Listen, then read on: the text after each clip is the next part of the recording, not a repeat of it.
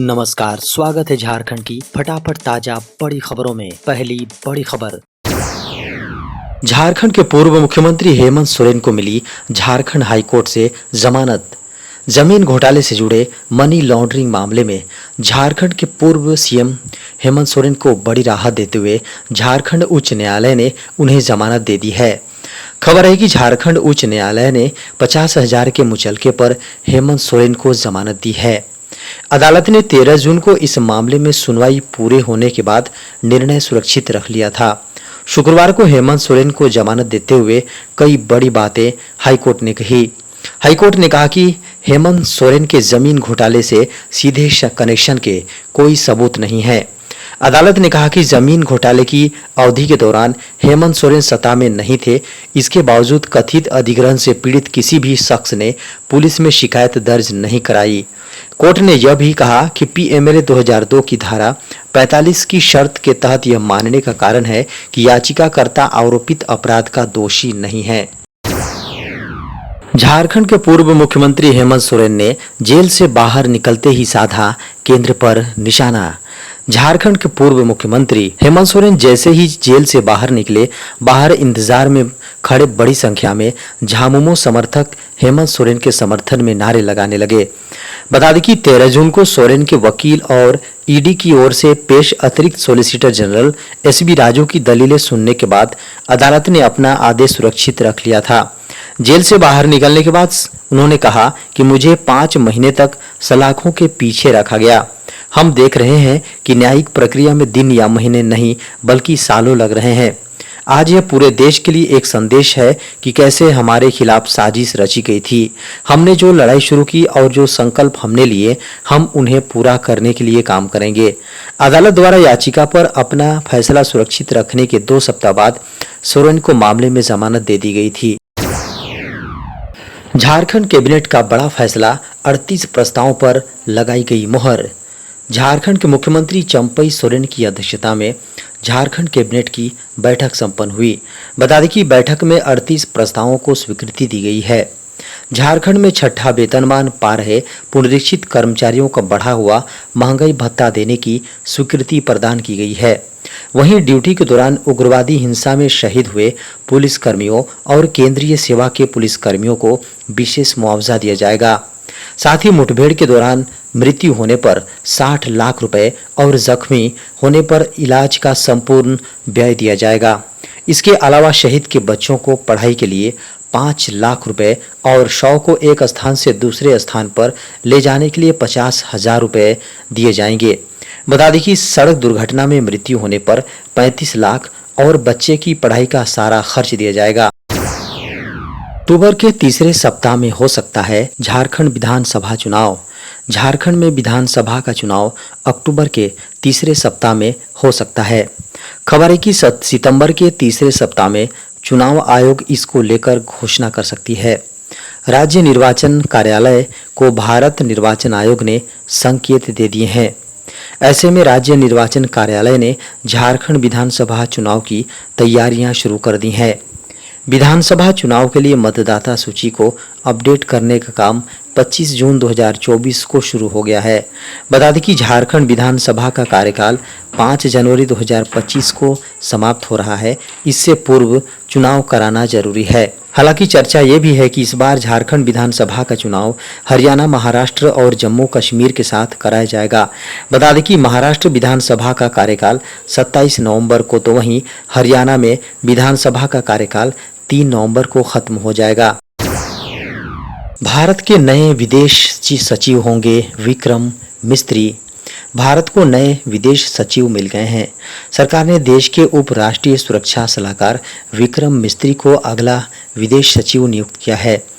खबर है कि विक्रम मिस्त्री की नियुक्ति 15 जुलाई को होगी। वहीं विक्रम मिस्त्री भारत के नए विदेश सचिव होंगे। वर्तमान में भारत के विदेश सचिव विनय मोहन क्वात्रा हैं। आपको बता दें कि क्वात्रा का कार्यकाल इस साल 30 अप्रैल को समाप्त हो गया था, लेकिन केंद्र सरकार ने उनका कार्यकाल 6 महीने के लिए बढ़ा दिया था। विनय मोहन क्वात्रा ने 30 अप्रैल 2022 को विदेश सचिव का कार्यभार संभाला था। सरकार की ओर से जारी आदेश में कहा गया कि डिप्टी एनएसए विक्रम मिस्त्री की विदेश सचिव के पद पर नियुक्ति को मंजूरी दे दी है। बता दें कि विक्रम मिस्त्री वर्ष 1989 बैच के भारतीय विदेश सेवा आईएफएस के अधिकारी हैं।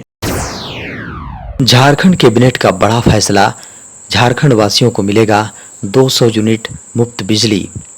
झारखंड बिजली वितरण निगम लिमिटेड के घरेलू उपभोक्ताओं को 125 यूनिट बिजली के स्थान पर अब 200 यूनिट बिजली फ्री में देने की स्वीकृति कैबिनेट ने दी है। इसका फायदा 35 से 40 लाख उपभोक्ताओं को मिलेगा। अतिरिक्त प्रतिमाह वित्तीय बोझ 21.7 करोड़ रुपए आएगा। साथ ही मुख्यमंत्री अबुआ आवास, जी हां, अबुआ स्वास्थ्य योजना की शुरुआत की जाएगी। झारखंड में अभी 33,44,000 से अधिक लोगों को 5 लाख का बीमा कवर दिया जा रहा है। अब इसे बढ़ाकर 15 लाख रुपए तक कर दिया गया है। इसके लिए राशन कार्डधारी होना अनिवार्य है। आयुष्मान योजना से अलग से 5 लाख रुपए का बीमा अलग से मिल रहा है। इसका फायदा 28 लाख लोगों को दिया जा रहा है। YouTube लेकर आ रहा कमाल का फीचर, एआई की मदद से जनरेट कर सकेंगे सॉन्ग। दुनिया का सबसे बड़ा स्ट्रीमिंग प्लेटफॉर्म YouTube लगातार अपने यूजर्स के एक्सपीरियंस को बढ़ाने के लिए नए अपडेट्स लेकर आ रहा है। हाल ही में ऐसी खबरें सामने आ रही हैं कि YouTube एक नए फीचर पर काम कर रहा है और इसके लिए कंपनी एक पार्टनरशिप पर भी काम कर रही है। मीडिया की खबरों को माने तो YouTube इस साल के अंत तक एआई से गाना बनाने का फीचर लेकर आने वाला है। बता दें कि पिछले साल कंपनी ने ड्रीम ट्रैक नाम का एक फीचर लॉन्च किया था, जो कि शॉर्ट के लिए एक एआई सॉन्ग जनरेट है। लेकिन इस फीचर को कंपनी ने अभी तक आम लोगों के लिए लॉन्च नहीं किया है। अब सामने आई एक रिपोर्ट में कहा गया है कि YouTube एक नए एआई टूल पर काम कर रही है जिससे गाने बनाए जा सकेंगे। खबरों की माने तो कंपनी अपने इस प्रोजेक्ट के लिए 3 नई कंपनियों से बात कर रही है, जिनमें सोनी, वार्नर और यूनिवर्सल के नाम शामिल हैं। इनके साथ पार्टनरशिप कॉपीराइट अधिकारियों के लिए की जा रही है। झारखंड में 29 जून से 1 जुलाई तक कई इलाकों में हल्के से मध्यम दर्जे की बारिश की चेतावनी। मौसम विभाग ने 29 जून से 1 जुलाई तक झारखंड के सभी इलाकों में हल्के से मध्यम दर्जे की बारिश की चेतावनी जारी की है। खबर है कि इस बीच बंगाल की खाड़ी में चक्रवाती घेरा बन गया है। इसका प्रभाव भी झारखंड के धनबाद पर दिखाई देने का अनुमान है। साथ ही गर्जन और तेज हवाओं का झोंका भी आ सकता है। जहां इसकी रफ्तार 30 से 40 किलोमीटर प्रति घंटे तक रहेगी। साथ ही वज्रपात की भी संभावना जताई गई है। बता दें कि शनिवार से बारिश शुरू होने से तापमान में 2 से 3 डिग्री की गिरावट आने की संभावना है। बता दें कि झारखंड में मानसून का आगमन पिछले शुक्रवार को ही हो चुका है। आगमन के बाद से मानसून बेहद कमजोर है। झारखंड के बड़े इलाकों में अब तक मानसून नहीं पहुंचा है। मोबाइल डेटा रिचार्ज करना पड़ेगा महंगा, जियो के बाद एयरटेल ने भी बढ़ाए मोबाइल टैरिफ। भारत में लाखों मोबाइल यूजर्स को अब डेटा रिचार्ज करना और भी महंगा होगा। देश के दूसरे सबसे बड़े टेलीकॉम ऑपरेटर भारती एयरटेल ने अपने प्रीपेड और पोस्टपेड प्लान के रेट बढ़ा दिए हैं। बता दें कि इससे पहले रिलायंस जियो ने बढ़े हुए रेट्स की घोषणा की थी। अब ठीक एक दिन बाद एयरटेल ने भी अपने टैरिफ रेट बढ़ा दिए हैं, जो 3 जुलाई 2024 से ये नए रेट लागू होने वाले हैं। खबर है कि एयरटेल का नया प्रीपेड प्लान लोगों का बजट बिगाड़ सकता है। इसमें अलग अलग रेट कर दिए गए हैं। बता दें कि एंट्री लेवल प्लान, जिसकी कीमत पहले 179 रुपये थी, अब 199 रुपये हो गई हैं, जिसमें 28 दिनों के लिए अनलिमिटेड कॉलिंग और एसएमएस के साथ 2 GB डेटा मिलता है। वहीं 6 GB डेटा वाला 84 दिन वाला प्लान 455 रुपये से बढ़ाकर 509 रुपये हो गया है।